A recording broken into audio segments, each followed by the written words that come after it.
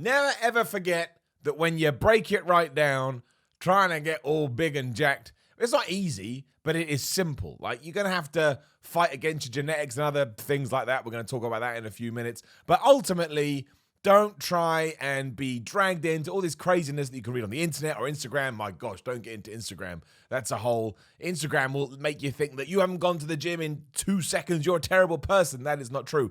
But ultimately, as we are now doing fitness videos here on Simon Miller's YouTube channel, welcome. Thank you much for joining me.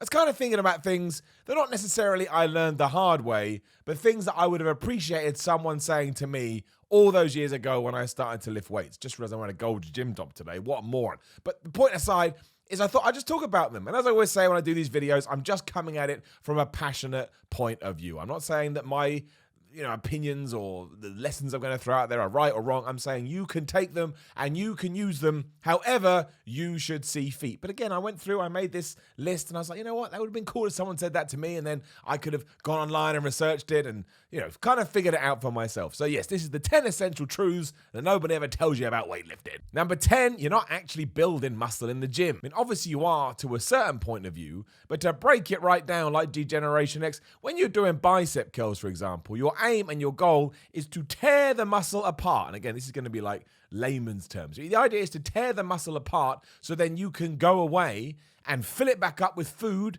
and other nonsense and let it recover so you can then go back to the gym again and tear it apart, but this time using stronger weights or doing more reps, and you continue that process. I didn't know that when I first started out. I just presumed it was like, well, if you go to the gym and you lift heavy weights, you will get stronger and bigger. And that is true to a point, but if you're not fueling your body right with the correct nutrition, you are going to hit a plateau really, really quickly. When you actually start to understand the science behind it, you go, oh, well, that makes perfect sense. So while I'm in here, I'm basically deconstructing the muscle, then I'm going to go away, I'm going to reconstruct the muscle, and then we're just going to rinse, repeat. That's what DOMS is, right? Delayed onset muscle soreness, which is the goal for anybody that's lifting weights. You don't actually need DOMS. Some people wake up and go, oh, I haven't trained hard enough, I haven't got DOMS. Well, it depends what you're training for. But that's what it is. It hurts because you went and tore it all up with your crazy weightlifting. But that's not a bad thing. Your body has been designed to cope with that. And of course, we know using science and the magic of nutrition, we can get it to the point where it's ready to go again, which is why when you first start doing bicep curls, maybe you're doing 5s,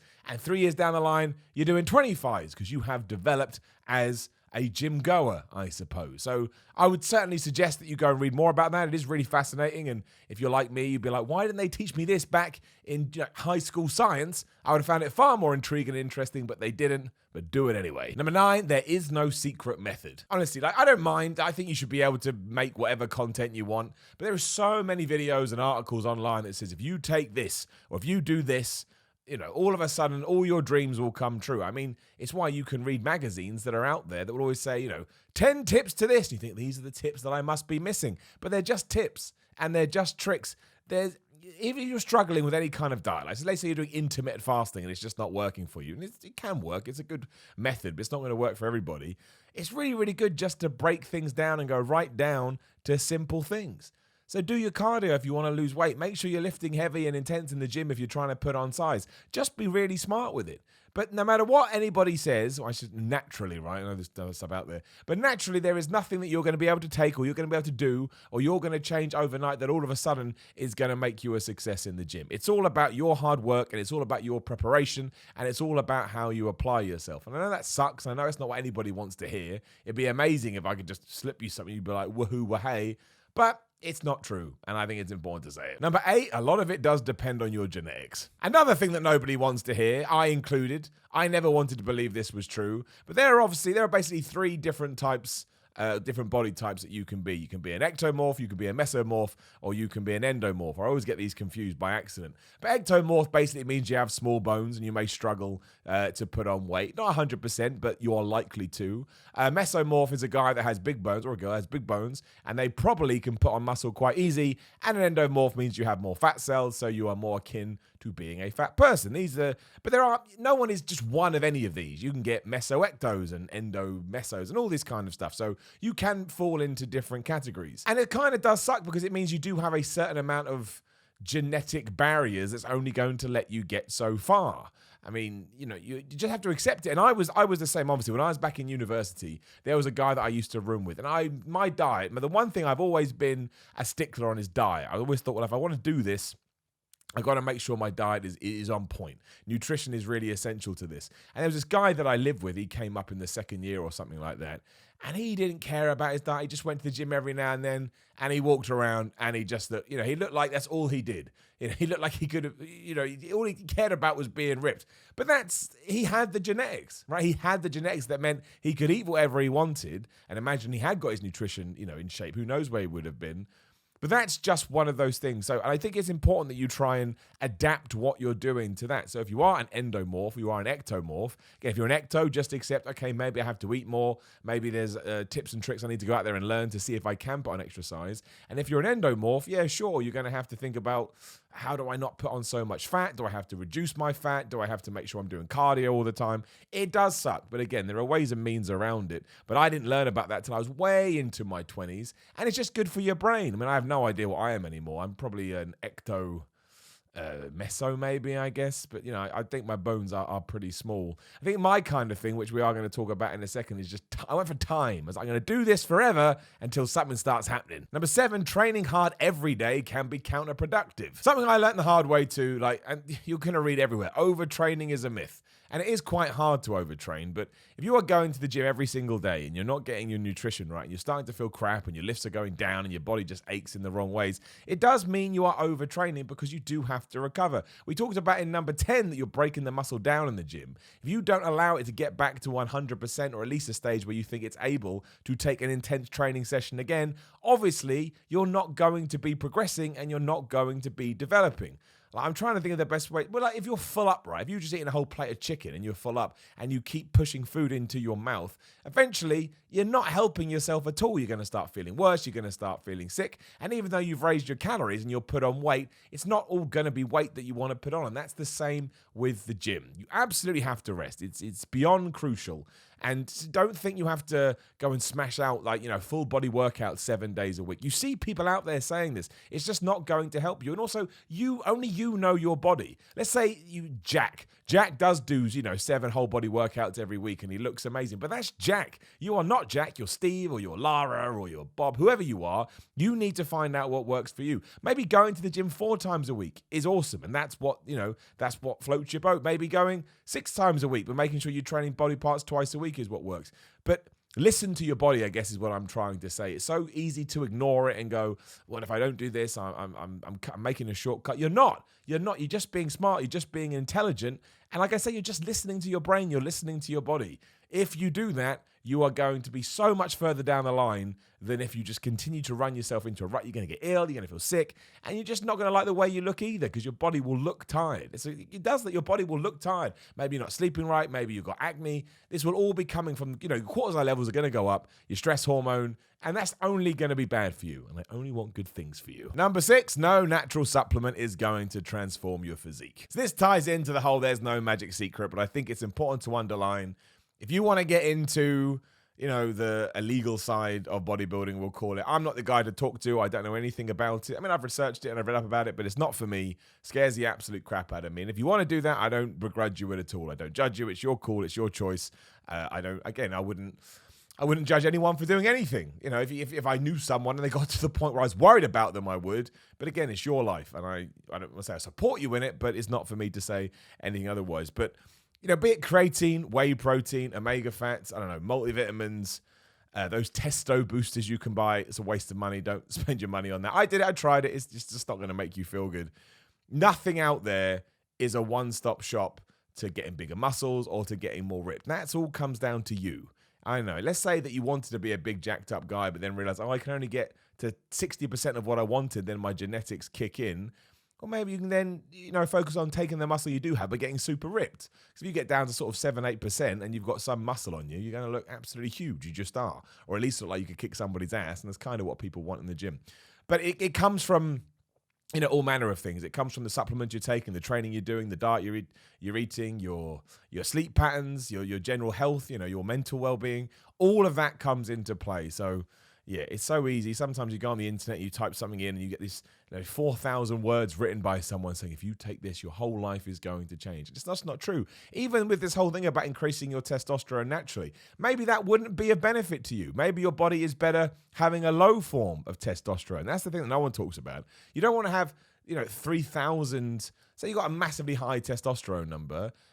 Okay, it's going to help you in the gym, but it may not actually benefit your, let's say, your well-being, because everybody is different. And that's why, because if you don't know, testosterone converts to estrogen, right? Which is the problem you have when you do go on things like anabolic steroids. You need to find out your ratio. That's the case. So you can be on a perfectly, like Chris Jericho had a great story about this. Chris Jericho has a naturally high testosterone level. He doesn't like the biggest jack dude in all time, does he? Go and find that story. It's the best way to sum it up. He got popped for the wellness test. I didn't do anything. And I totally believe him.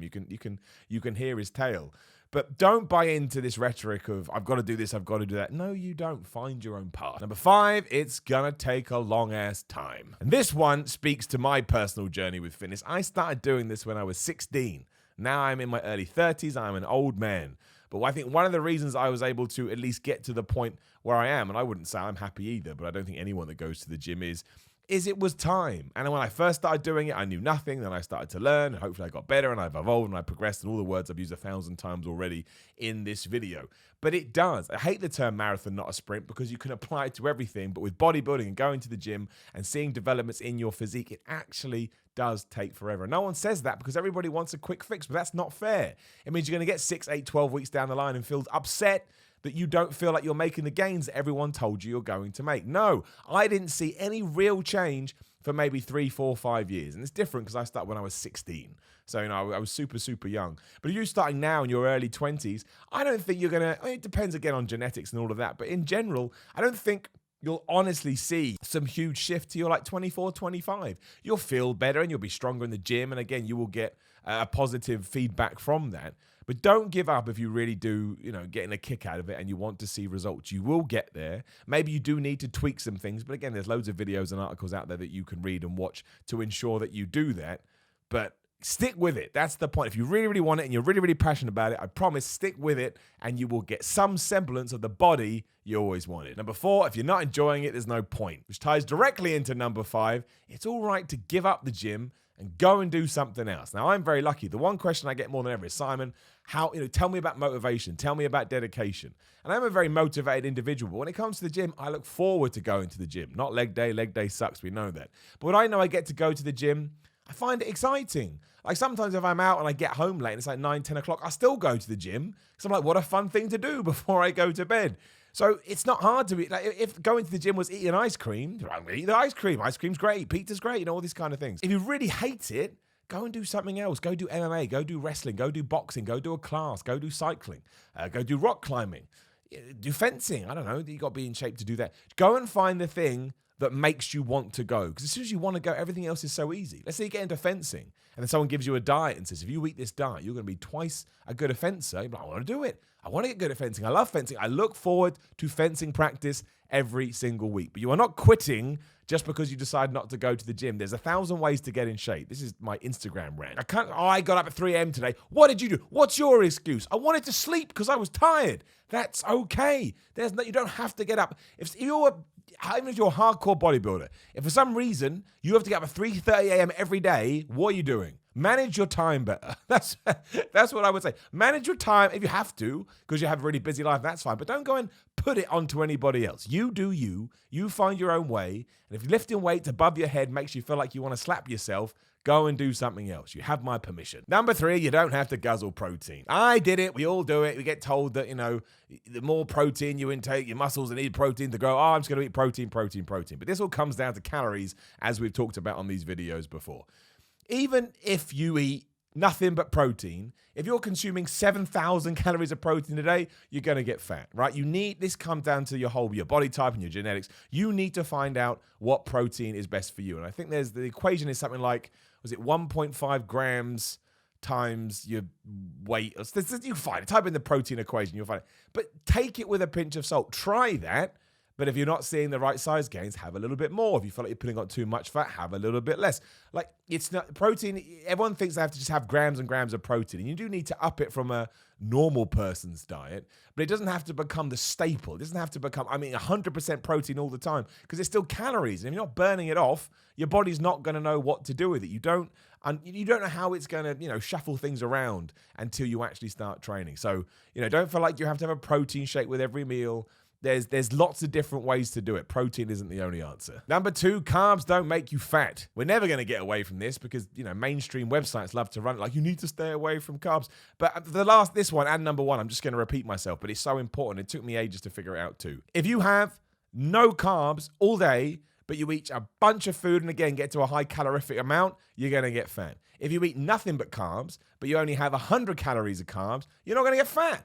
You'll be starving because you need it. There are obviously carbs that are better than others. Like, it makes much more sense to have, a bowl of oats than a bowl of cereal. It's all in moderation. It depends how much exercise you're doing. Maybe you earn your calories. Look at what, swimmers eat. You look at swimmers that had like 12 pancakes because they're in a pool all day, burning it all off. But do not be afraid of carbs. Carbs are energy. Carbs are going to make you feel good. Carbs are going to fill you up. And then you're not going to go around and eat everything. It's just all about balance, and it's all about moderation. Number 1, fats don't make you fat. Again, it all ties into what I just said. If you're just eating fat all day, every day, yes, you will get fat. And if you're a mesomorph, for example, an endomorph, maybe you do need to watch your fats. You have to make sure all of this applies to you in your situation. But you do need some fats in your diet. You need those good fats. It's going to speed up your metabolism. It's going to make you feel good. It's going to help your joints. It's going to help you in the gym. It's going to make you stronger. Like, you need it. You absolutely need it. So don't be scared of them. Some people go, I have 0 grams of fat. Well, you're mad. Unless you're training for some specific competition when you need to do that, have some fats. Have an avocado.